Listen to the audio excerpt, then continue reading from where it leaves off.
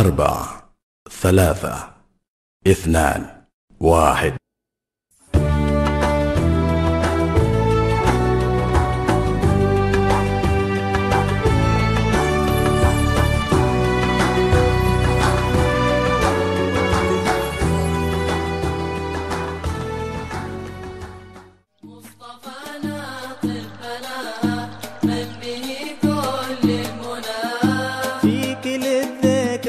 حنين مرحبا طه الأمين في كل ذكرى حنين مرحبا طه الأمين أنت يا شهر الربيع أنت يا خير الشهور أنت يا شهر الربيع أنت يا خير الشهور فيك قد هل الشفيع جابك بدر البدور فيك قد هل الشفيع جاء بك بدر البدور.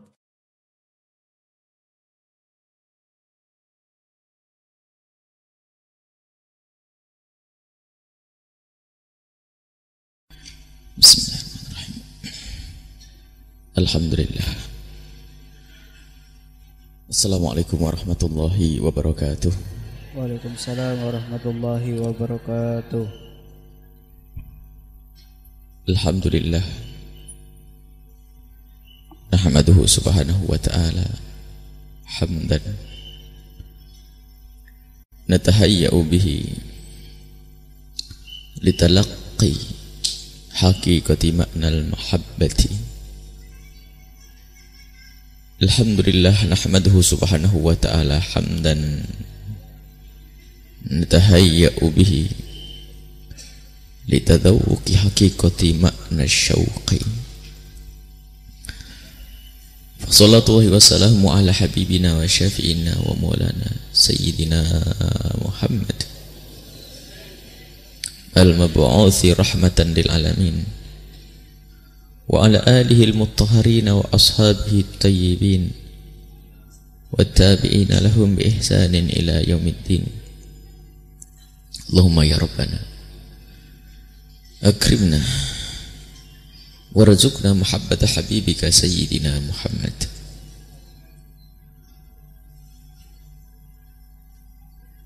Wakhsurna yawmal qiyamati ma'a zumratihi wa tahta liwa'ih. Ya Rabbana kama jama'tana fi hadzal yawmil mubaraki fajma'na yawmal qiyamati ma'a habibika sayyidina Muhammad.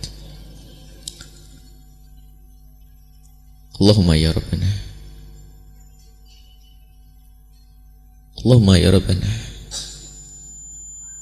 warzuqna hubbahu wa hubba ma habbahu habibuka sayyiduna Muhammad. Ya Rabbana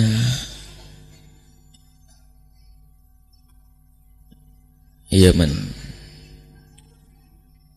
nadhara ila al-qulubi wad-dhama'ir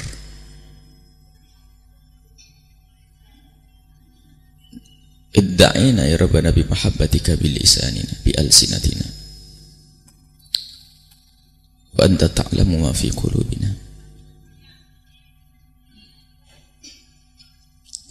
wa anta ta'lamu fi qulubina in kunna kadhibina fi ta'wana faghfir lana ya Rabbana warzuqna hubbahu wa in wajadta fi qulubina tilkal mahabbata fazidna minha innaka anta ala kulli syai'in qadir. Allahumma ya Rabbana wa ya ghafira dhunubi ighfiri dhunub wa ya mufarrijal kurubi farrijil kurub wa ya satiral uyub isturil uyub ibarakatil habibil mahbub. Allahumma ya Rabbana arzuqna at-taubata qabla al-maut wasyahadata 'inda al-maut wal jannata ba'da al-maut. Amma ba'du.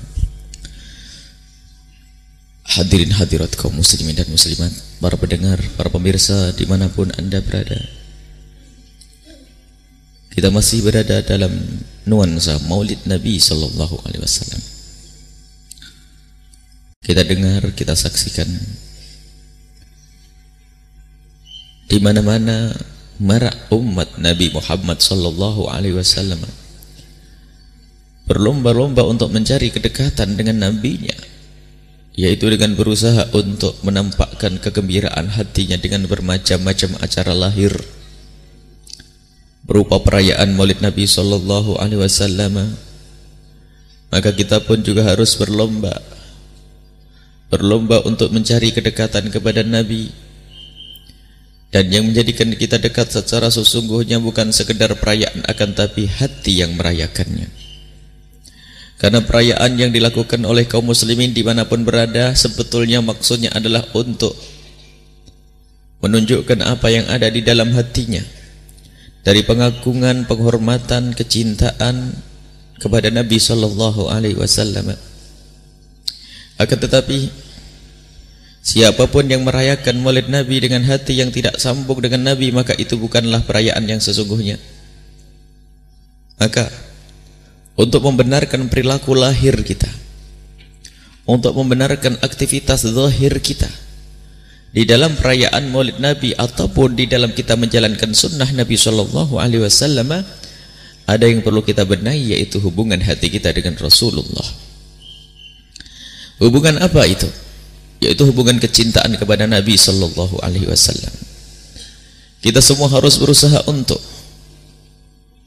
menyuburkan atau menghadirkan di hati kita makna sambung hati dengan Rasulullah, atau makna kecintaan kepada Nabi sallallahu alaihi wasallam, dan cinta itulah keselamatan kita. Siapapun yang beramal baik dengan segudang amal, menghabiskan waktunya untuk sholat, ataupun dia menghabiskan hartanya untuk sedekah dan infak, ataupun menghabiskan nyawanya untuk berjuang di jalan Allah, ada contoh-contoh semacam itu, tapi oleh Nabi Muhammad disebut sebagai ahli neraka, karena hatinya tidak sambung dengan Nabi sallallahu alaihi wasallam.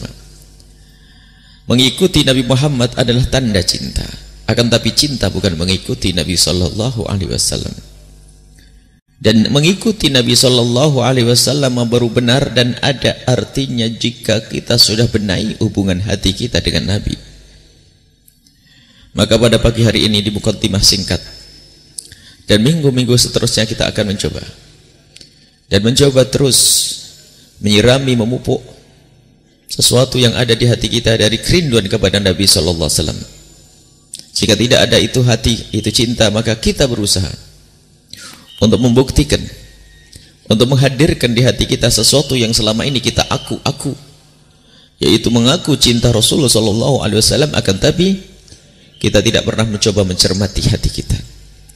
Dan di pagi hari ini kita akan hadirkan resep, tip, cara untuk kita bisa mencintai Rasul sallallahu alaihi wasallam, yang sekaligus cara ini untuk mengetahui benarkah kita itu mencintai Nabi sallallahu alaihi wasallam atau tidak. Khawatir kita itu hanya orang mengaku-ngaku. Apa artinya orang berucap dengan 1000 kali cinta akan tapi hatinya tidak cinta? Dan alangkah baiknya apa yang dikatakan oleh pepatah, lain di bibir, lain di hati. Kita ingin bahasanya yang diucapkan oleh lidah kita adalah juga yang dirasakan oleh hati kita. Atau paling tidak saat ini yuk kita berusaha menuju hakikat cinta kepada Rasul sallallahu alaihi wasallam, yang menjadikan sebab kita bisa bersanding dengan beliau, yang menjadikan sebab kita akan diaku oleh beliau kelak di padang mahsyar, yang akan menjadikan sebab kita akan bersama rombongan beliau di saat orang pada ketakutan di padang mahsyar, yang menjadikan sebab beliau akan membimbing kita menyeberang Shiratal Mustaqim. Itu adalah kecintaan kepada Nabi sallallahu alaihi wasallam. Tidak cukup dengan mengikuti. Jangan tertipu dengan gembar-gembornya slogan tentang mengikuti Rasul sallallahu alaihi wasallam. Ketahuilah, mengikuti Nabi jika tidak dibarengi dengan roh mengikuti, yaitu cinta, maka mengikuti itu tidak ada artinya. Dipersebutkan di hadapan Nabi seorang perempuan ahli salat, ahli ibadah, di siang harinya puasa, ternyata juga ahli neraka. Bahkan pada zaman Nabi pun ada orang berada di medan laga dan dia sangat berani memenggal lehernya lawan, lehernya musuh, akan tapi kok Nabi Muhammad saat itu berkata bahwasanya dia adalah ahli neraka. Padahal dia kelihatannya berjuang di hadapan Nabi dan berjuang membela Nabi, seolah-olah akan tapi hatinya tidak sambung dengan Nabi SAW. Dan kenal Nabi, mengetahui Nabi, hafal hadis Nabi, mengerti Al-Quran, juga tidak menyelamatkan Abu Jahal karena hatinya tidak pernah cinta kepada Nabi SAW. Abu Jahal bukan orang bodoh, dia sangat ngerti karena ia tidak pernah lepas dari majelisnya Rasulullah. Di samping itu dia adalah orang yang sangat cerdas, tidak mendengar kalimat dari Nabi kecuali dia bisa mengingatnya. Tapi hatinya tidak sambung dengan Nabi. Apa artinya segudang ilmu yang ada di otaknya? Pada zaman ini pun sama. Yang berusaha untuk membaca hadis Nabi SAW, menghafal hadis Nabi, akan tapi tidak ditengok hatinya sudah nyambung dengan Nabi atau belum, maka ketahuilah dia khawatir adalah menjadi Abu Jahal model baru. Hanya bedanya kalau Abu Jahal tidak pernah mengatakan cinta Nabi, tapi kita Abu Jahal yang lebih dusta lagi, mengaku cinta dengan lidah kita, tetapi ternyata hati kita adalah tidak pernah sambung dengan Rasul SAW. Baik, ada beberapa hal yang harus perhatikan untuk menghadirkan kecintaan. Yang jelas kita tahu cinta adalah penting. Cinta kepada Rasulullah adalah penting. Dalam banyak hadis, anta ma'amman ahab min an almar'u ma'amman ahabba. Seseorang akan digiring di padang mahsyar bersama yang dicintainya, dan akan ditempatkan di surga bersama yang dicintainya. Jika yang kau cintai adalah Rasulullah, maka tempatmu bersama Rasulullah. Almar'u yuhsyaru ma'amman ahabba. Seseorang itu akan digiring bersama orang yang dicintai. Kita harus tahu betul dan betul bahwa begitu pentingnya cinta kepada Rasulullah. Kadang kita perlu mendefinisikan cinta itu kayak apa. Gimana sih cinta? Satu yang maknawi, tidak bisa diucapkan, tidak bisa diterjemahkan dengan kata. Bahkan di saat orang ingin menjelaskan dengan kata-kata, maka saat itu pun dia tidak tahu apa itu cinta. Yang jelas cinta itu menuntut kita untuk mengikutinya, menuntut kita untuk menyanjungnya, menuntut kita untuk berkorban untuknya. Itu cinta. Jika tergerak hati kita untuk meniru, kemudian dia untuk menyanjungnya, kemudian kita berkorban untuknya, maka itulah makna cinta yang sesungguhnya. Mengikuti Nabi, menyanjung Nabi, berkorban untuk Nabi, itu adalah cinta. Dan kepada sesama manusia pun sama. Yang mengaku cinta kepada suami, kepada istri, dan tidak ada cinta di dalam Islam kecuali untuk kemuliaan. Kita tidak mengatakan atau tidak mendukung, tidak membicarakan cinta yang haram, biarpun itu ada, akan tapi kita akan berbicara cinta yang halal. Cintanya seorang suami dan istri. Suami ini akan berusaha untuk patuh, istri patuh, menyanjung, menghibur hati, dan akan membelanya. Itu adalah cinta. Baik, mencintai Rasulullah amat penting. Dan yang paling penting dalam hidup kita adalah cinta kepada Rasul.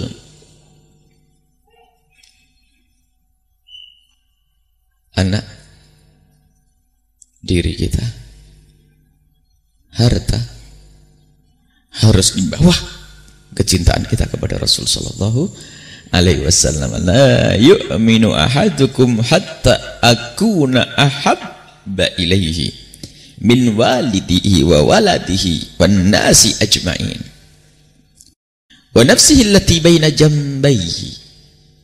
Enggak sempurna imanmu sampai aku itu engkau cintai melebihi dari bapak dan anakmu, dari semua manusia, bahkan dari dirimu sendiri. Itu cinta kepada Rasulullah SAW. Baik, cinta kepada Nabi adalah sangat penting, yang menjadikan sebab keselamatan, menjadi sebab masuk surga, menjadi orang awam bisa mendapatkan kemuliaan bersama Nabi SAW dengan cinta.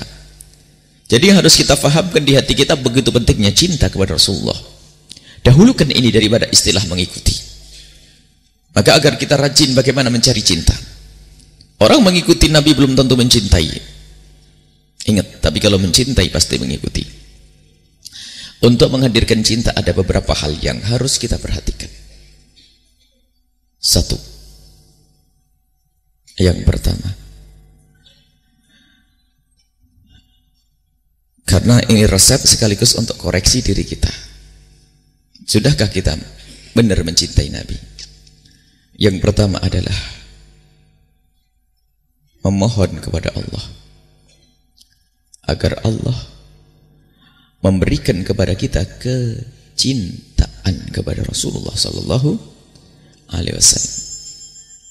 Coba direnungi, siapa yang sering berdoa dengan doa ini?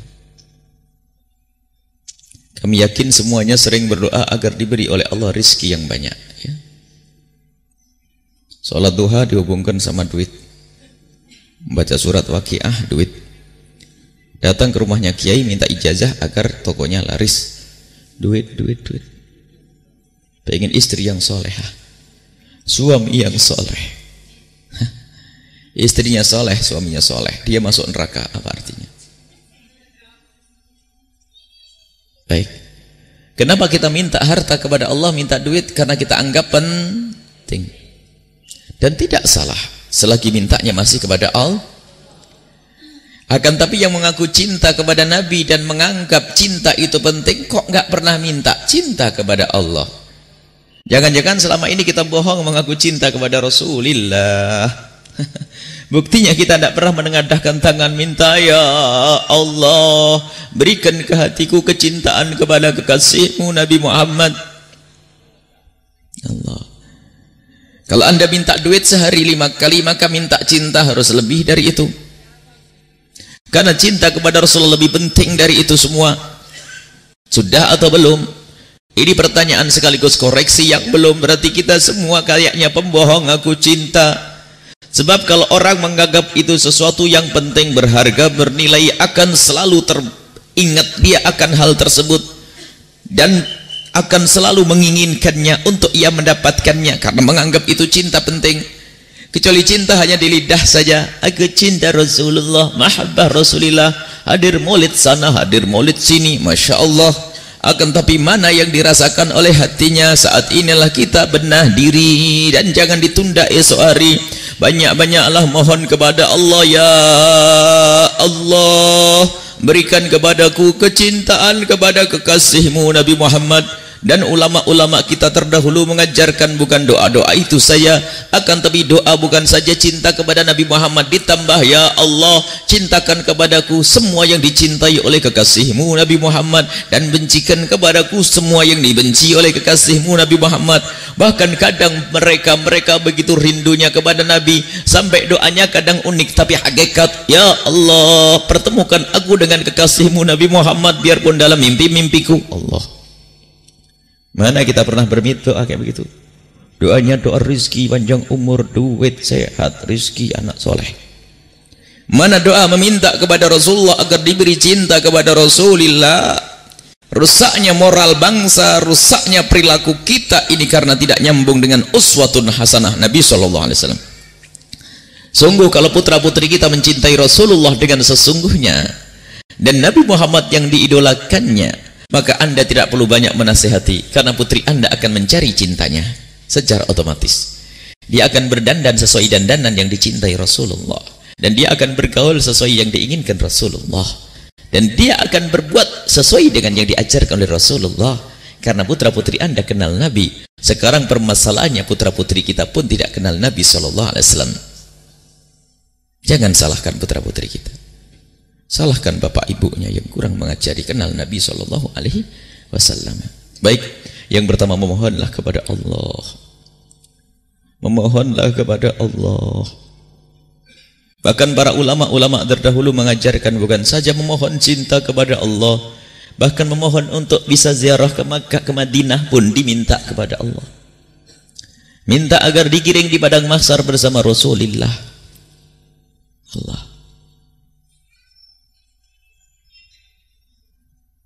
salah satu sahabat Nabi SAW suruh minta, kamu minta apa? Akan dikabul. Rasulullah menawarkan kau minta apa akan dikabul. Karena cerdasnya sahabat Nabi, dia tidak mau panjang lebar. Ya Rasulullah, aku ingin murafaqatak fil akhirah, aku ingin bersamamu di akhirat nanti. Selesai. Habis. Apalagi Aku minta kebersamaanmu di akhirat nanti ya Rasulullah. Allah. Berarti selama ini sepertinya kita hanya senang mengaku cinta ke Rasulullah. Makanya hadir maulid masih cerewet sama suami, hadir maulid masih kejam sama istri, hadir maulid kurang santun kepada pembantu. Allah. Itu yang pertama. Yang kedua, membaca sejarah Nabi Sallallahu Alaihi Wasallam dengan penuh penghayatan, lebih dari menghayati sinetron yang pernah dilihatnya. Musibah. Lebih dari menghayati novel-novel Islami yang ia baca. Katanya novel membangun jiwa, novel membangun karakter. Sejarah Nabi tidak membangun jiwa, tidak membangun karakter. Sejarah Nabi tidak membangun jiwa, tidak membangun karakter. Mungkin di rumahnya menumpuk novel Rasul, novel tentang cinta Islami dan sebagainya, akan tapi cinta Islami yang sesungguhnya kepada Rasulullah tidak pernah dibeli. Tidak tersesat,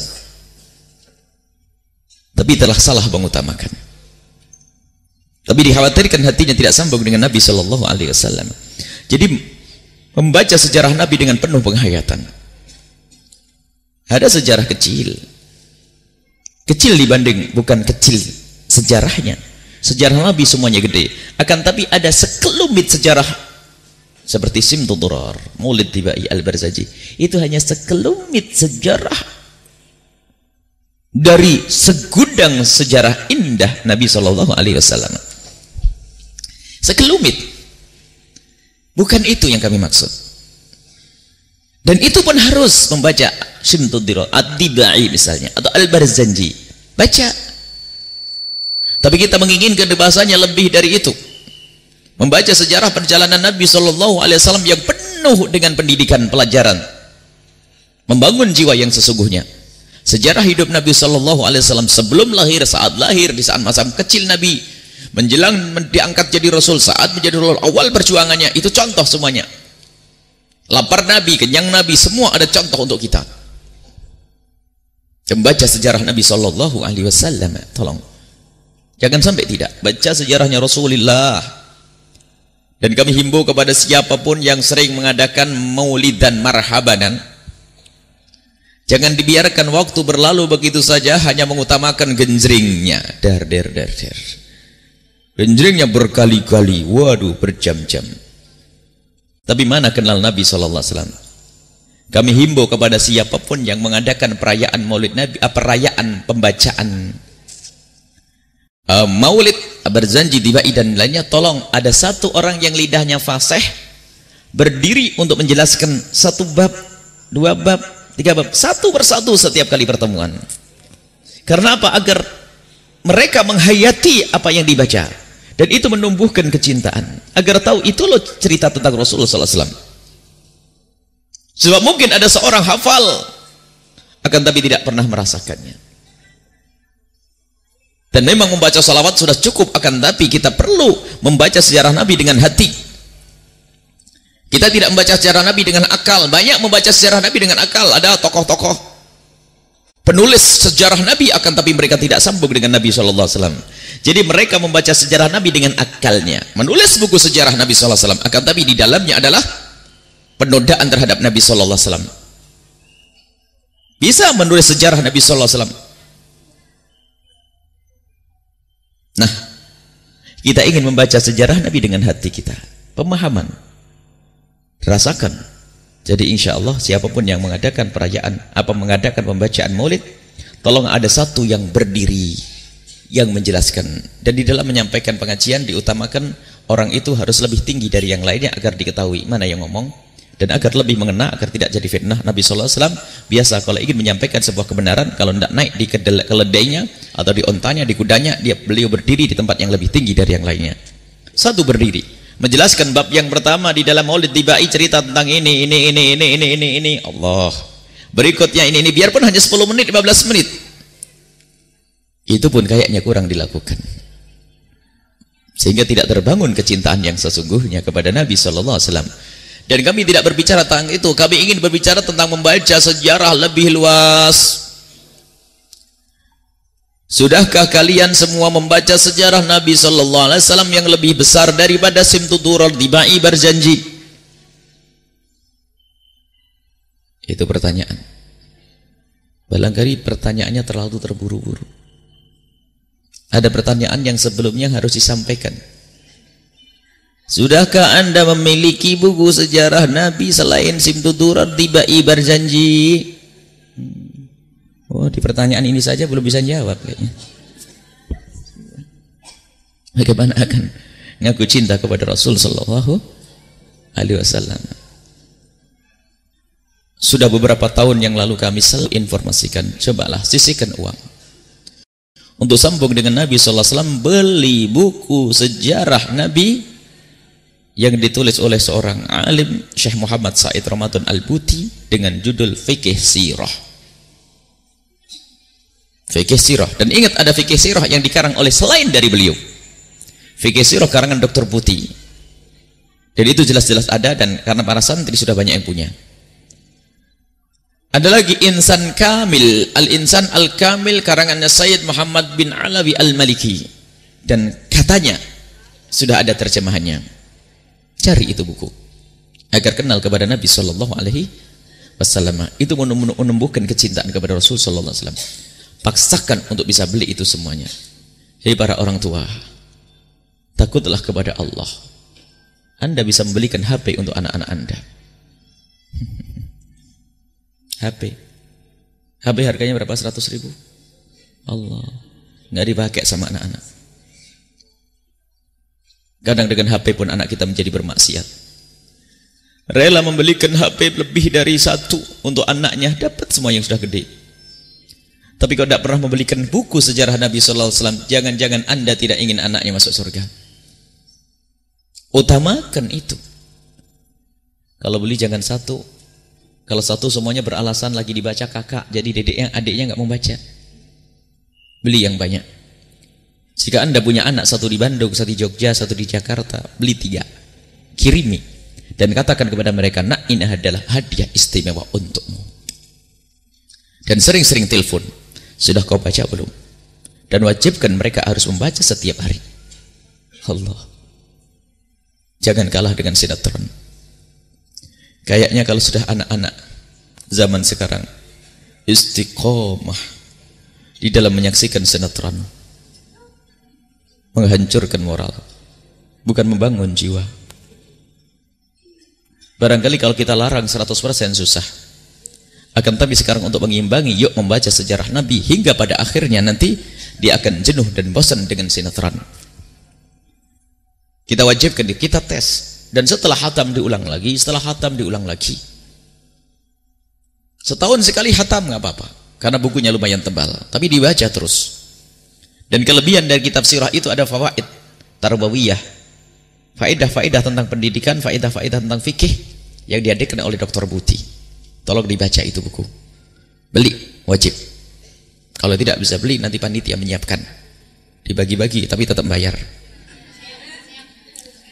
Harus. Kalau nggak bisa bayar kontan, kredit. Kredit 10 bulan. Harganya cuma 100-an ribu, kalau tidak salah. 120.000. Kredit 1 tahun. Sebulan sekali. Cuman malaikat bilang, keterlaluan ini. Kalau begitu masuk surganya jempol dulu nanti. Beli buku sejarah kreditnya ke pondok lagi. Kayaknya harus dipaksa ini. Wajib beli. Ya gak beli besok gak boleh ngaji di sini. Jangan pikirkan ibu tidak bisa membaca. Ibu punya anak yang bisa membaca. Wajib. Mulai dari sini. Al-Quran penting, akan tapi Anda membaca Al-Quran dengan rasa adalah setelah Anda kenal Nabi.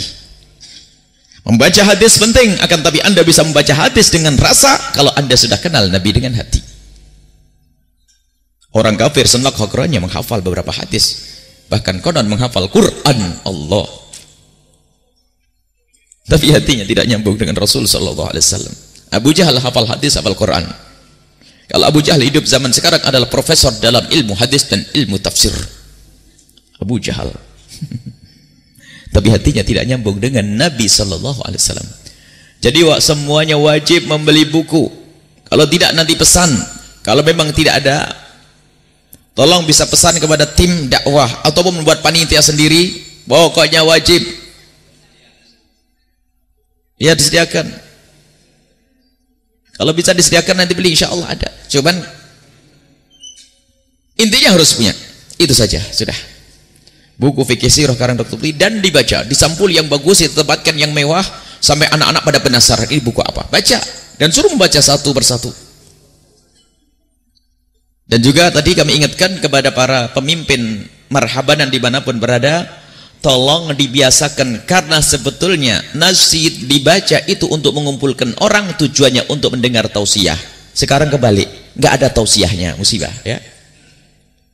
Karena mengumpulkan orang untuk itu semuanya, ini tradisi para ulama dan masyayikh habaib, termasuk di Hadramut di tempat yang lain, adalah untuk berkumpul. Jadi ada nasyid, ada sesuatu seni yang mengundang orang. Setelah orang datang maka dikari tausiah. Ini penting sekali ya. Jadi tausiahnya adalah berkenaan dengan Nabi. Kalau urusannya Nabi, ambil orang yang lidahnya fasih, yang bisa menyentuh hatinya, siapa saja nanti akan. Dan kalau tidak berlatih, paling tidak sudahlah dibacakan ini maknanya begini. Kalau perlu Ramadan nanti ada balang. Balang itu apa ya? Kalau bahasa Jawa Timur balang itu jadi ngelempar nanti. Baca buku sejarah Nabi dimaknain begitu agar pemahaman nanti. Mungkin nanti kita ambil satu waktu, kalau perlu diambil, didokumentasikan maulid yang paling masyhur, misalnya maulid paling lama yang kata Said Ahmad bin Hasan Al-Attas Ad-Dibai misalnya, bolehlah kita ambil Ad-Dibai, kita syarahi, kita jelaskan satu persatu menjadi silsilah.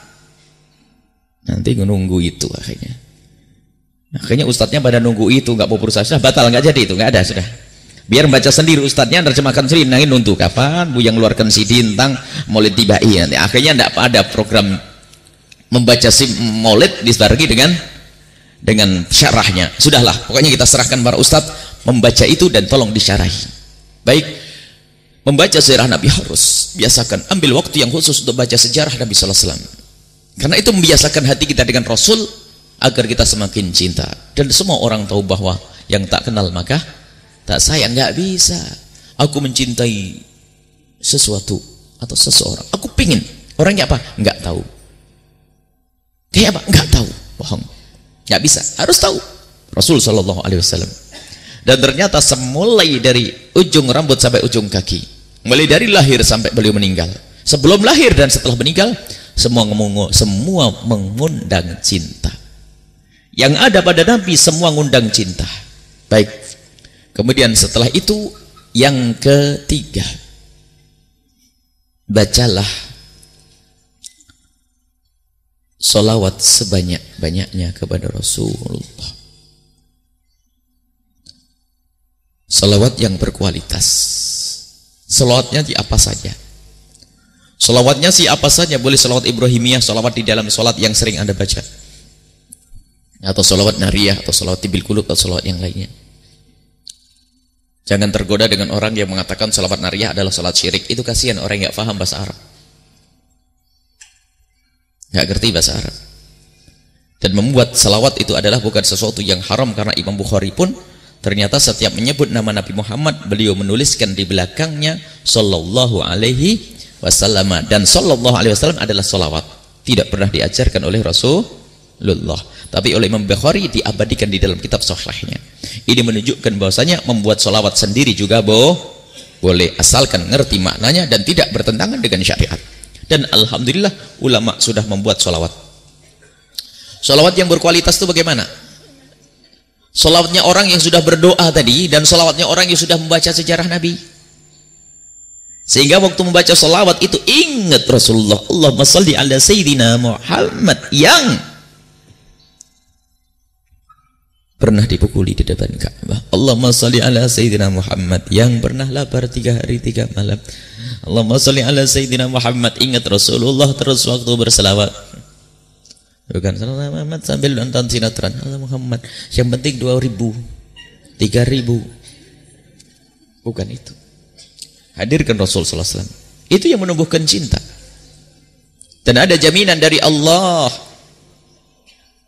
Kalau Nabi sallallahu alaihi wasallam bersabda, "Man shalla alayya marratan sallallahu alaihi biha asyra." Yang berselawat kepadaku sekali, maka Allah akan berselawat kepadanya 10 kali. Allah. Anda memberikan sekali, Allah beri 10. Kemurahan dari Allah. Dan bagaimana salawatnya Allah kepada kalian? Sebenarnya Allah berfirman, "Walladzi yusalli 'alaikum wa malaikatuhu liyukhrijakum minadh-dhulumati ilan nuri." Wa Allah yang bersalawat kepada kalian, diajak juga malaikatnya bersalawat kepada kalian, liyukhrijakum minadh-dhulumati ilan nuri, untuk mengeluarkan kalian semua dari kegelapan menuju cahaya, dari kesusahan menuju bahagia, dari sumpeknya dada menjadi kelapangan, sempitnya rizki menjadi lapangnya rizki. Tidak rindu dan cinta kepada Nabi dengan menjadi cinta. Bahkan tidak berlebihan jika dikatakan bahwa segala problem kuncinya adalah dengan sholawat. Maka ada sebagian ulama yang menggampangkan. Kalau datang ke ulama, saya minta doa agar anak saya sembuh, baca sholawat. Pengen dapat suami yang soleh, baca sholawat. Karena Anda membaca sholawat sekali mengundang salawatnya Allah 10 kali. Dan salawatnya Allah adalah mengeluarkan kalian dari apa yang kau anggap sebagai problem. Problemmu adalah bujang. Maka karena kalau engkau menganggap ini problem, baca salawat, Allah akan selesaikan problemmu. Allah. Jadi baca salawat sebanyak-banyaknya. Minimal 300 kali dalam sehari. Itu paling sedikit, tapi salawat yang berkualitas tadi. Sallallahu Muhammad 300 kali dalam sehari. Kalau ada seorang wali wanita yang sangat mulia yang bernama Rabi'ah Adawiyah, beliau membaca salawat sehari cuma 50.000 kali. Dan itu bab karomah. Keramat itu tidak bisa diukur dengan akal, akan tapi bisa. Nah, kalau Anda menjadi ahli istiqomah tanpa Anda sadari, tiba-tiba Anda bisa melakukan sholat berrokaat-rokaat. Dan zaman sekarang pun masih ada orang tiba-tiba bisa banyak melakukan kebaikan. Ibadah iya ini tuh. Dan yang bisa melakukan itu artinya orang yang mendapatkan karomah dimuliakan. Sayyidah Rabi'ah Adawiyah karena rindu dan cinta kepada Nabi, maka Allah berkahi. Waktunya berkah untuk berselawat. Waktunya berselawat.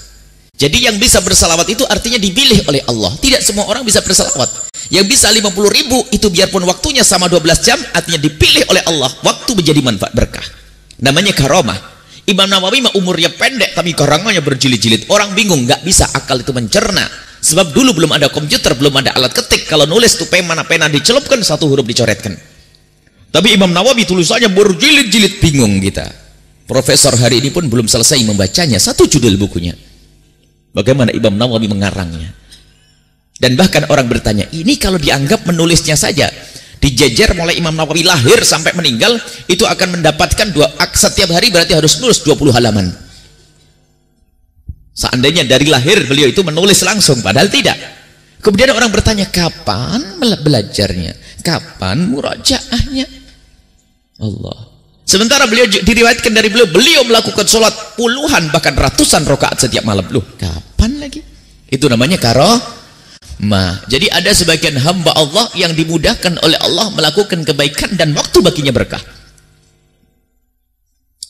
Sehingga ada, dan semoga itu bukan kita. Ada seorang hamba membaca sholawat 5 kali, itu banyak atau sedikit? Sedikit, tapi tidak diberi kesempatan oleh Allah membaca salawat biarpun 5 kali dalam sehari. Dan itu banyak. Tanyakan diri Anda semuanya. Jangan-jangan kita termasuk yang dihalangi oleh Rasulullah untuk bisa membaca salawat. Padahal kita ngaku cinta Rasulullah. Itu pemberian dari Allah, bukan main-main. Orang bisa membaca salawat itu pemberian dari Allah, karena Allah pilihkan agar hatinya sambung kepada Allah. Kadang membaca salawat 5 kali pun susah, apalagi sampai 300 kali, apalagi sampai 50.000 kali. Maka yuk, boleh dari ini sisihkan waktumu, biasakan dengan berselawat. Anak-anakmu biasakan dengan salawat kepada Rasulullah di saat hendak tidur khususnya, di saat sendiri khususnya. Hayalanmu hanya untuk membaca salawat, jangan ngelantur ke sana sini. Dan membaca salawat adalah sangat gampang, dalam keadaan haid pun boleh. Maka para ibu-ibu yang haid itu jangan libur. Biasanya itu kalau sudah haid libur sholat, libur ibadah, libur bangun malam, libur buatkan kopi. Sibah. Begitu Bu? Iya. Ya, cinta Rasul tidak begitu. Bangun malam tetap sebab yang mendapatkan jaminan pengkabulan doa di tengah malam. Bukan orang yang suci saja, yang haid pun boleh. Sebab Allah berfirman dalam hadis qudsi, al min mustafin fa'afirolah, siapa yang minta ampun, bukan siapa yang suci. Yang minta ampun di malam itu sepertiga malam akhir, yang minta ampun akan aku ampuni, yang minta dikabulkan hajat akan aku kabul hajatnya. Biarpun Anda dalam keadaan haid, jangan sampai meninggalkan bangun malam. Sisihkan waktu untuk duduk, membaca salat kepada Rasulullah, untuk membantu yang salat dengan membuatkan kopi, minuman dan sebagainya. Allah, Anda sambil membaca salawat dalam keadaan haid, membaca salawat. Biasakan, jangan sampai keistiqomahan Anda terputuskan. Mungkin ada seorang istri senang kalau lagi haid, alhamdulillah nanti malam tidak dibangun oleh suami saya untuk sholat tahajud. Nggak ada, senang. Tidak, tetap bangun dong. Baca salawat dalam keadaan haid bisa, tidak ada masalah. Baca salawat kepada Rasulullah SAW, diperbanyak membaca salawat. Biasakan anak-anak kita untuk membaca salawat kepada Rasul Sallallahu Alaihi Wasallam. Jangan sampai tidak, hati-hati. Salawat yang berkualitas tadi. Jadi tengok hatimu sendiri. Kalau ternyata Anda termasuk orang yang susah membaca salawat, jangan-jangan kita termasuk tidak mendapatkan bagian kemuliaan di hadapan Nabi Sallallahu Alaihi Wasallam. Kalau ada orang bisa membaca 50.000, kenapa 50 saja kok susah untuk kita? Karena apa? Allah tidak memilih. Na'udzubillah. Jadilah manusia pilihan Allah. Setelah membaca salawat, lihat salawat yang berkualitas, ada rohnya, akan dititipkan di hati Anda kecintaan kepada Rasul. Yang keempat, untuk mengundang cinta di hati kita, yaitu ta'alluq bihadratihi, maksudnya mengikat hati kita atau kebiasaan kita dengan Nabi, atau bahasa ringkasnya, biasakanlah ini, biasakan membicarakan Rasulullah di setiap tempat dan kesempatan. Perbanyaklah membincangkan Rasulullah, karena Anda sudah sering membaca sejarah Nabi, jadi gampang bercerita tentang Rasulullah.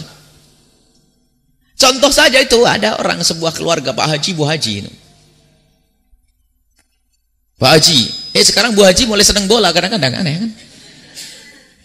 Jadi kalau Pak Haji nyebut bola itu langsung Bu Haji nyambut, iya Pak, benar kemarin itu ini ngegolkan di menit kedua. Ini, wah iya betul, terus nah, ini termasuk paling jago di Eropa, Piala Eropa kemarin. Nyambung anak juga, iya Pak, ini ada korannya Pak, semua nyambung. Bola jor-joran nih, subhanallah.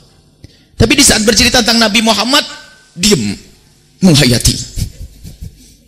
Nggak nyambung, bukan menghayati itu, diem semua, mau cerita nggak ada yang bisa.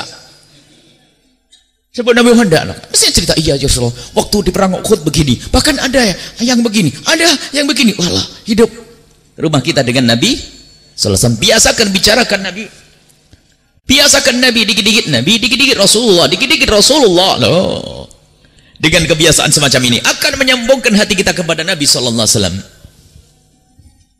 Merek mobil, artis besok konser di sini, dia punya album berapa? Gaunnya tuh beli di Singapura. Bicara gaunnya artis. Artis yang cinta Nabi juga ada kok. Biasanya nggak macam-macam kan begitu. Artis juga, kita bisa menyebut artis hanya contoh saja, tanpa mengatakan bahwasanya artis ahli neraka. Tidak. Artis yang menjaga syariat ada, yang nggak menjaga syariat juga ada. Ulama yang jaga syariat ada, ulama yang nggak jaga syariat juga ada, semuanya. Jadi kita pengen menjadi ahli surga, dan kami yakin ada artis yang menyaksikan acara ini. Ya, insya Allah Anda menjadi ahli surga. Tandanya Anda diberi kesempatan untuk menyaksikan acara ini, insya Allah. Baik, lihat, biasakan di rumah kita bincangkan Nabi, dikit-dikit Nabi, dikit-dikit Nabi, Allah, dikit Nabi, apa-apa Nabi, masalah ini Nabi, Allah. Sampai tiba-tiba mungkin anak Anda tidak mau dengan boneka yang aneh-aneh. Sebab ada boneka-boneka macam-macam sekarang. Tiba-tiba sang anak minta, pokoknya minta boneka yang gambar onta. Waduh, kenapa nak kok gambar onta? Karena Nabi Muhammad pernah naik. Wah, bagus. Anaknya Ustadz, mainannya begitu. Sekarang enggak, bonekanya ada boneka-boneka yang diterbitkan oleh orang macam-macam, enggak ada nyambung ke Rasulullah. Enggak tahu namanya apa? Hello Dada atau macam-macam itu ya. Bagaimana anaknya disambungkan dengan begitu? Mana Rasulullah? Kita ingin membiasakan dengan Rasulullah. Lihat, apa faedahnya dari itu semuanya? Dari model tidak bagus, karena dibiasakan jadi senang, katanya modelnya bagus. Kita pengen anak-anak kita itu nyambung ke Rasulullah, mainannya nyambung ke Rasulullah. Anak kita biasakan. Mungkin latihan main pedang, latihan main panah, ini agar sambung dengan Rasul sallallahu alaihi wasallam. Jadi kita buat di rumah kita budaya untuk membicarakan Nabi. Bahkan kalau sudah keluar dari bicaraan Nabi, berbicara tentang yang enggak penting, malu dengan Rasulullah. Sebab man ahabba syai'an aktsaru min dzikrihi. Orang itu kalau mencintai sesuatu pasti banyak menyebut-nyebut namanya. Dan dia akan selalu mengingatnya. Kalau orang mencintai ditanya berapa kali sehari kamu ingat? Jawabnya apa? Hampir aku tidak melupakannya itu. Ibu yang cinta pada suami berapa kali ingat sehari, Bu? Hampir tidak bisa lupa. Mau makan ingat, ya, mau tidur ingat suami, mau mandi mau ingat suami terus. Cinta itu suami. Bagaimana dengan Rasulullah? Jadi biasakan dalam perilaku kita itu membicarakan Nabi, bincangkan Nabi dalam segala hal. Allah.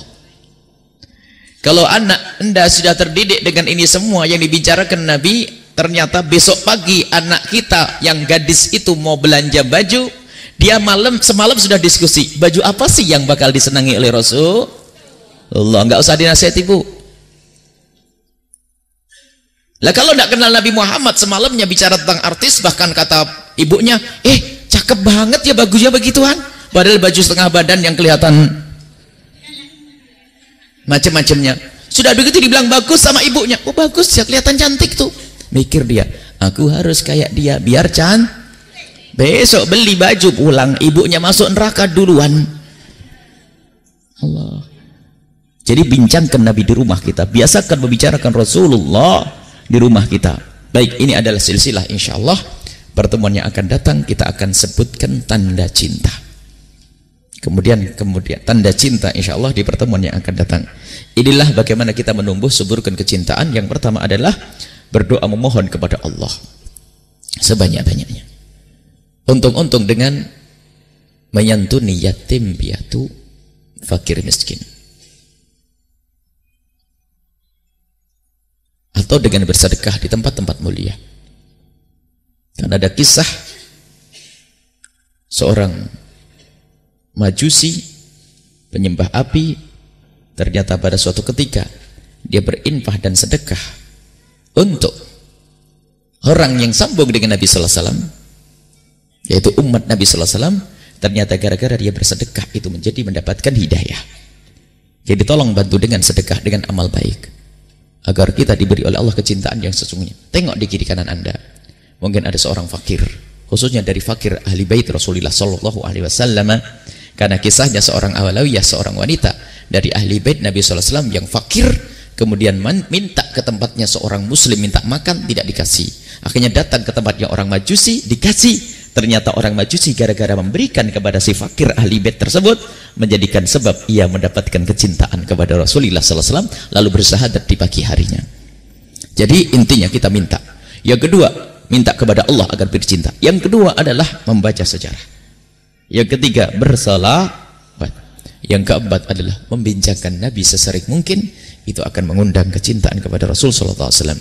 Baik, seperti biasa, kita tidak akan keluar dari keistiqomahan, biarpun hanya sepintas. Insyaallah kita akan sekelumit, kita akan membaca, kita akan baca satu hadis daripada kitab Sahih Bukhari, mungkin syarahnya tidak terlalu lebar dan tidak terlalu luas. Begitu juga kita akan baca kitab Riyadhus Shalihin karangannya Imam An-Nawawi rahimahullahu taala. Baik, dipersilahkan kepada para ustadz untuk membacanya. Bismillahirrahmanirrahim. Alhamdulillahirabbil alamin wassalatu wassalamu ala asrafil anbiya'i wal mursalin wa ala alihi wa sahbihi ajma'in wa la hawla wa la quwwata illa billahil aliyyil azim. Qala muallif Abi Abbas Januddin Ahmad bin Abdul Latif rahimallahu ta'ala wa nafa'ana bi ulumihi wa bi ulumikum fi darain amin ya rabbal alamin. Bad'il adhan ila an qala an Abdullah ibn Malik ibn Bukhainah rajulin min al-Azdi radhiyallahu anhu anna Rasulullah sallallahu alaihi wasallam ra'a rajulan wa qad uqimatis salatu yusalli rak'ataini falang syarafa Rasulullah sallallahu alaihi wasallam la sabihin nasu faqala lahu Rasulullah sallallahu alaihi wasallam as-subha arba'an as-subha arba'an. An Abdullah ibn Malik ibn Bukhainah rajulin min al-Azdi radhiyallahu anhu anna Rasulullah sallallahu alaihi wasallam ra'a rajulan wa qad uqimatis salatu yusalli rak'ataini falang sarafa Rasulullah sallallahu alaihi wasallam la sabihin nasu faqala lahu Rasulullah sallallahu alaihi wasallam as-subha arba'an as-subha arba'an. An Abdullah ibn Malik ibn Bukhainah rajulin min al-Azdi radhiyallahu anhu anna Rasulullah sallallahu alaihi wasallam ra'a rajulan wa qad uqimatis salatu yusalli rak'ataini falang sarafa Rasulullah sallallahu alaihi wasallam la sabihin nasu faqala lahu Rasulullah sallallahu alaihi wasallam as-subha arba'an as-subha arba'an. Bismillahirrahmanirrahim. Qala musannif rahimallahu taala nafa'anallahu bi wa bi ulumihi wa bi ulumikum fi darin ila anqal. Hadis diriwayatkan dari Sayyidina Abdullah ibn Malik ibn Bukhainah.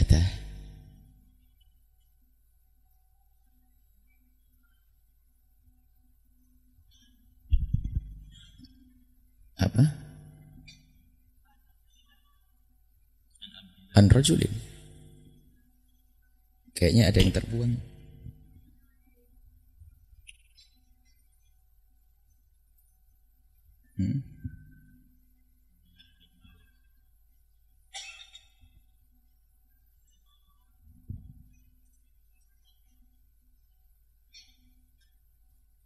Mestinya dia seperti itu.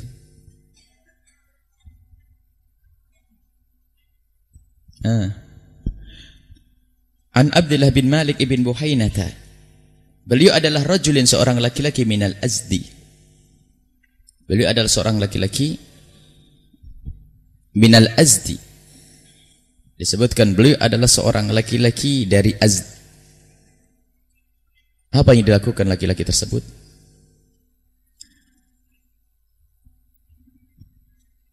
Radhiyallahu anhu anna Rasulullah sallallahu alaihi wasallam ra'a, beliau berkata, anna Rasulullah, sesungguhnya Rasulullah sallallahu alaihi wasallam ra'a rajulan, melihat seorang laki-laki, qad uqimatis sholatu, sudah didirikan salat, tapi yusalli raka'ataini, masih salat 2 rakaat, salat sunnah. Falaman sarafa Rasulullah, setelah selesai salat Rasulullah, la thabihin nasu, latha berkumpul, bihi bersama Nabi, an-nasu orang-orang. Bihi sini ada 2 pendapat, sebagian mengatakan itu kembali ke Rasul.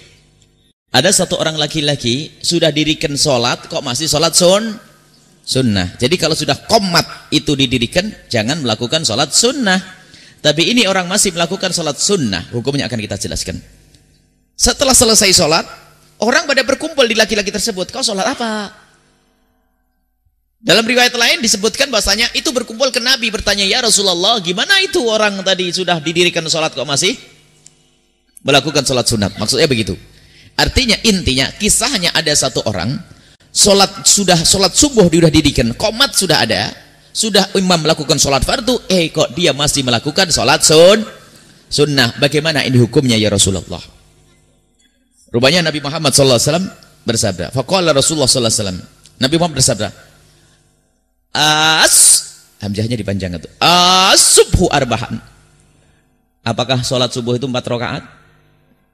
Maksudnya itu teguran, pertanyaan ingkar kepada yang melakukan sholat subuh itu bukan 4 rakaat, Pak. Sholat subuh itu 2 rakaat. Maksudnya jangan lakukan itu. Subhu arba'an, subha arba'an. Apakah engkau melakukan sholat subuh 4 rakaat atau sholli subha arba'an? Apakah kau lakukan sholat subuh dengan 4 rakaat? Subha arba'an, apa kau melakukan sholat subuh dengan 4 rakaat? Itu artinya teguran dari Nabi. Dan itu sudah dijelaskan oleh para ulama bahwa ibu bapak, kalau anda ingin melakukan sholat sunnah, kapan itu? Sebelum sholat jamaah diberdirikan. Tapi kalau sholat berjamaah sudah didirikan, sudah mulai anda tidak usah melakukan sholat sunnah. Dan kapan melakukan sholat sunnah? Biarpun itu sholat subuh, sholat sunnahnya lakukan setelah sholat subuh. Ini adalah ilmu yang jarang didengar. Barangkali sudah pernah kami sampaikan ceritanya Nabi Muhammad pernah ketinggalan sholat sebelum asar karena sibuk dengan tamu sehingga langsung melakukan sholat asar. Setelah sholat asar Nabi Muhammad melakukan sholat sunnah, kemudian ditanya, engkau sholat apa ya Rasulullah? Dalam hadis Tirmidzi bahwasanya aku melakukan sholat asar sebelum asar yang aku tidak lakukan karena sibuk. Jadi siapapun yang dalam keadaan tertentu misalnya belum sempat melakukan sholat qobliyah secara umum, boleh anda melakukan sholat qobliyah setelah sholat fardu, dan namanya tetap qobliyah, bukan ba'diyah. Ba'diyah lain cerita, namanya tetap qobliyah, niatnya juga tetap qobliyah, dan namanya juga qobliyah. Ba'diyahnya adalah lain, sebab qobliyah subuh dan qobliyah duhur, qobliyah itu waktunya sholat qobliyah adalah di waktu sholat.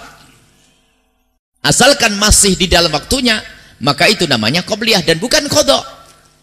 Dan bukan sholat qadha itu. Sebab qobliyah subuh waktunya adalah waktu subuh. Selagi waktu subuh masih ada, makanya itu adalah sholat ada, qobliyah. Biarpun anda lakukan setelah sholat subuh. Yang nggak boleh adalah tahari. Tahari itu menyengaja. Aku nggak mau deh. Aku mau melakukan sholat qobliyah subuh nanti saja setelah sholat subuh. Kalau dengan sengaja begitu yang tidak diperkenankan. Akan tapi dalam kasus tertentu, keadaan tertentu, kita ingin sholat qobliyah subuh, tak taunya sudah berjamaah, maka langsung saja sholat berjamaah. Dan setelah sholat subuh anda lakukan sholat qobliyah. Dan dalam hal ini sholat asar Nabi pernah memberikan contoh, dan itu hampir disepakati oleh para ulama tentang hal ini. Khususnya di dalam fikih kita, fikih madhab Syafi'i, bisa dilihat di dalam kitab Fathul Mu'in. Ada orang yang waktu itu ada pengen tanya. Ya sebenarnya pengen tanya, cuman kalau pengen tanya kadang-kadang kan perlu sedikit dengan bahasa yang pengen tahu. Kalau pengen tahu tapi kalau langsung mengatakan nggak benar ya salah. Ada salah satu, ya semoga Allah mengampuninya, datang dan mengatakan salah. Di mana? Ada di kitab. Ya kita tanya, Bapak pernah membaca kitab Fathul Mu'in atau tidak? Oh saya sudah baca berkali-kali. Ya sayang kalau baca berkali-kali kok nggak kelihatan. Sudah ngomongnya baca berkali-kali, suaranya gak keras lagi. Ya sayang, padahal ada di dalam kitab Fathul Mu'in itu disebutkan untuk mencari hadis yang dari Rasul SAW, bahwasanya siapapun yang tidak punya kesempatan melakukan sholat qobliyah, maka boleh dilakukan setelahnya. Biarpun itu qobliyah asar sama qobliyah subuh, itu saja. Jadi larangan di sini adalah larangan makruh, larangan bukan haram. Kalau anda masih melakukan sholat sunnah, kecuali menurut mazhab Imam Ahmad bin Hanbal yang mengatakan sholat berjamaah wajib, ini lain sekali. Kalau menurut mazhab Imam Ahmad bin Hanbal dilarang kita melakukan sholat sunnah secara haram. Karena apa? Melakukan sholat berjamaah hukumnya wajib. Kalau menurut mazhab kita kalaupun Anda tetap melakukan salat sunnah sah, tapi Anda akan kehilangan yang lebih gede, yaitu berjamaah. Makanya jangan dipaksakan. Kalau memang waktu sudah mendekat akan dilakukan salat berjamaah, maka tunda saja. Lakukan salat berjamaah terlebih dahulu, kemudian setelah selesai salat Anda melakukan 2 rakaat qabliyah, dan itulah pendidikan dari Nabi SAW yang difahami oleh para ulama salafus soleh. Baik, itu saja. Kemudian kita langsung saja kepada kitab Riyadhus Shalihin bil Barakah.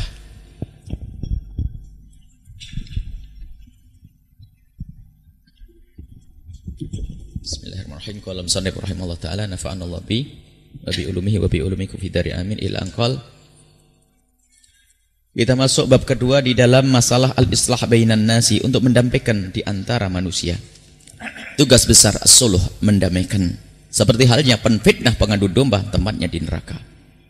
Akan mendapatkan seksa di kubur, seksa di padang mahsyar, dan seksa di akhirat. Ada orang punya kebiasaan as-sulhu, mendamaikan Allah.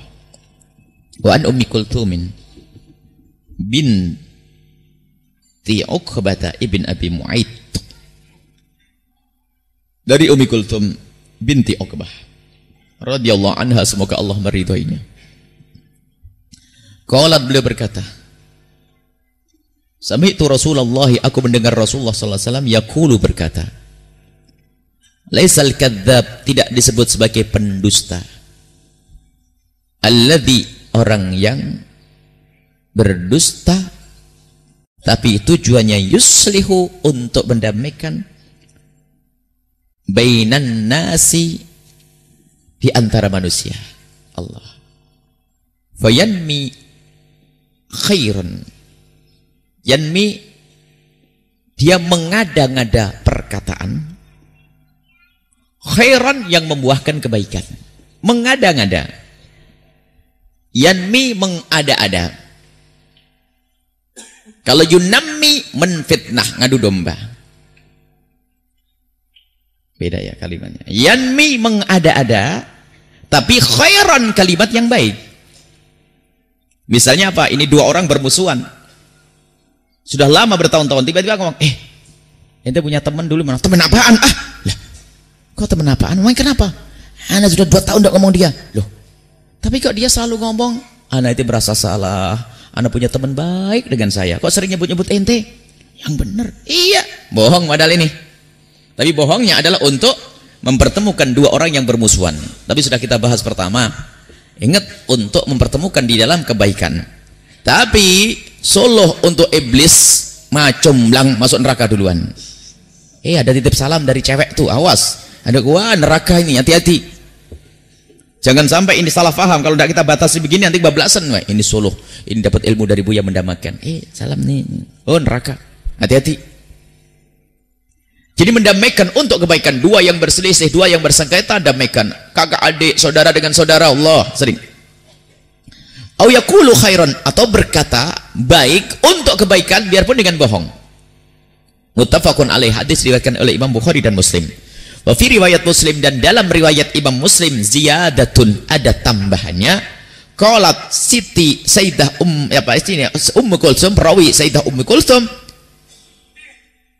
berkata, walam asma'hu, aku tidak pernah mendengar Rasulullah yurakhisu, memperkenankan, fi syai'in, dalam satu hal, mimma yaquluhun nasu, dari apa yang dilakukan oleh manusia dengan dusta, maksudnya gitu. Yaquluhun nasu bil kidbi, dibuang bil kidbinya itu. Jadi dikira-kirakan dengan dusta, karena ini adalah siaknya, siak rentetan kalimatnya berbicara tentang dusta. Aku tidak pernah mendengar Nabi memperkenalkan orang berkata dengan dusta, illa fi thalathin, kecuali dalam 3 hal. Takni, 3 hal tersebut maksudnya al-harba, dalam peperangan. Dalam peperangan boleh berdusta, boleh membuat satu isu bahwasanya pemimpinnya lawan sudah meninggal sehingga mereka kocar-kacir. Boleh. Mungkin kita bisa membuat satu lagi perang, datanya berkata, oh alhamdulillah pemimpin mereka sudah meninggal. Lalu mereka dengarkan bingung, panik. Nah itu boleh, itu berbohong untuk peperangan, membuat siasat dalam peperangan, itu ada, boleh. Ternyata nanti tidak 3 saja, insya Allah akan kita perluas di pertemuan yang akan datang. Semoga kami tidak lupa. Ada satu hal yang paling terakhir nanti supaya tidak orang salah. Yang kedua, islah bainan nasi, untuk mendamaikan dua orang yang berselisih dengan berbohong. Anda beli hadiah, padahal duit dari Anda, tapi Anda nisbatkan kepada orang tersebut. Mungkin Anda pulang dari Banyuwangi. Ada orang di Banyuwangi itu musuhan dengan satu orang di Cirebon, sudah lama bermusuhan. Tahu-tahunya Anda pulang dari Banyuwangi, yang di Banyuwangi juga nggak titip hadiah, tapi Anda tiba-tiba membawa hadiah dari Banyuwangi. Ada titipan dari siapa? Dari si A yang di Banyuwangi. Mikir, kok ada titipan? Ini agak dia titip salam. Ya sudah, padahal nggak ada salam, nggak ada titipan. Allah suluh damai.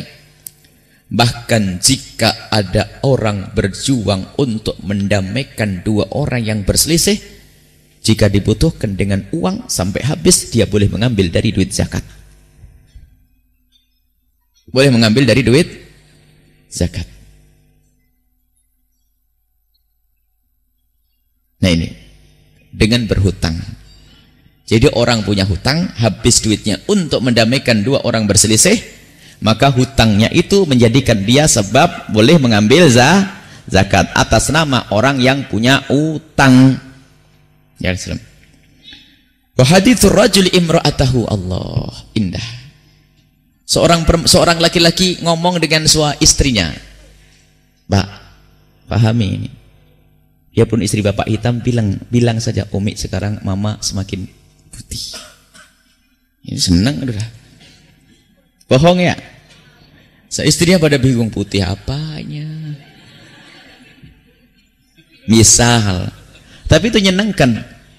Pakai baju sebelumnya manorak. Cuman karena makainya di kamar, aduh, Masya Allah, kaget.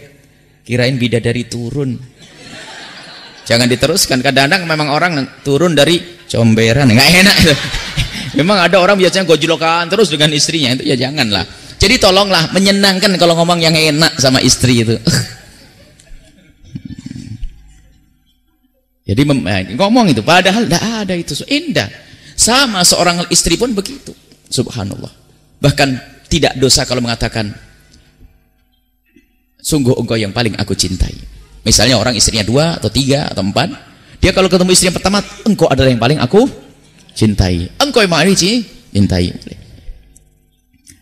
Aduh, ini Buya ngomong istri 2, 3, 4. Hati-hati, pokoknya istri 2, 3, 4 amanat, jangan macam-macam. Tidak gampang, satu istri saja suruh ngaji nggak bisa, mau istri 2, model apa itu? Nah, hati-hati, amanat di hadapan Allah SWT. Maksudnya itu contoh. Sebab ulama mencontohkan, kalau ada orang punya istri 3 atau 4, misalnya setiap ketemu istri yang ngomong, engkau adalah istriku yang paling baik, paling solehah. Selamat tuh. Aku sangat senang punya istri kamu. Waduh. Selesai. Luar biasa. Wa hadithul mar'ati zawjaha, Allah. Seorang istri ngomong suaminya bohong tapi nyenangkan suami, Masya Allah, abang. Padahal kurang itu. Duit kurang. Tapi istri bang ngomong, abang subhanallah berkah. Cukup. Nah cukup. Padahal antengnya besok habis, satu hilang, hilang. Allah. Bohong ini kok berat Buya, pengen bohong yang lain deh.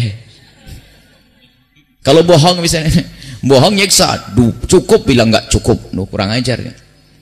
Dan nanti akan kita perlebar pada pertemuan yang akan datang. Kelihatan ini sangat penting. Di antaranya adalah bukan berbohong, tapi menutup. Misalnya ada kesalahan-kesalahan, dosa-dosa, aib-aib. Itu tidak perlu diceritakan kepada pasangan, ya. Dan itu perlu kita untuk berdusta, untuk menjaga hati pasangan kita agar tidak salah paham.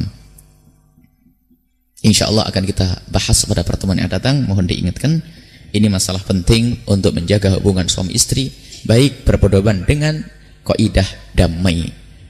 Jangan sampai nanti diperlebar dusta sehingga bohong terus suami istri.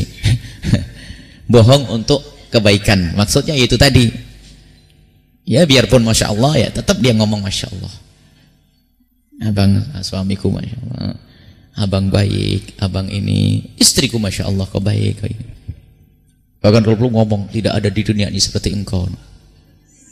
Tahu Bu bohong Bu, tapi istri senang begitu Bu. Sudah Pak, tenang aja. Kasih resep no. Bilang tuh mah tidak ada orang perempuan. Cari penjujung dunia pun gak ada orang seperti Umi nih atau Mama ini. Ya memang gak ada. Iya, memang gak ada. Cuman menyenangkan itu penting. Ada seni bercinta Bu. Rasulullah punya seni bercinta. Sehingga istri Nabi itu semuanya merasa menjadi wanita yang paling beruntung karena paling dicintai oleh Rasulullah. Allah. Paling dicintai. Jadi itu diantaranya biasakan dengan kalimat indah dengan pasangan. Biarpun sedikit berbohong, tapi untuk menyenangkan hati pasangan itu penting. Kadang terlalu polos. Ini dulu mah cantik, sekarang kok berubah. Iya. Aduh, Masya Allah, luar biasa. Rupanya Rasulullah punya pendidikan-pendidikan indah dalam segala hal, termasuk dalam rumah tangga. Ini saja. Jadi berbohong itu boleh. Ini intinya, bukan ini. Intinya tadi untuk mendamaikan dua orang yang berselisih. Dan jadilah penjuang-penjuang pendamai. Dimanapun Anda berada, biasakan jadi penjuang-penjuang untuk mendamaikan. Dan ini akan membawa keberkahan. Yang paling pertama dijaga oleh Allah adalah di dalam dirimu dan rumahmu akan dijaga dari perselisihan. Tapi orang yang suka mengadu domba, lihat, akan dihancurkan di dalam rumahnya sendiri.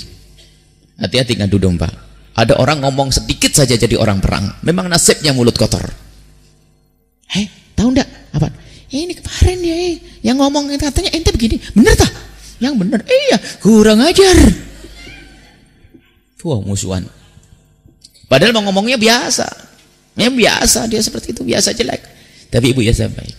Tidak semua yang Anda dengar harus diceritakan kepada orang lain, tapi harus Anda seleksi. Menumbuhkan cinta atau menambah kebencian. Sampai kami ceritakan kemarin.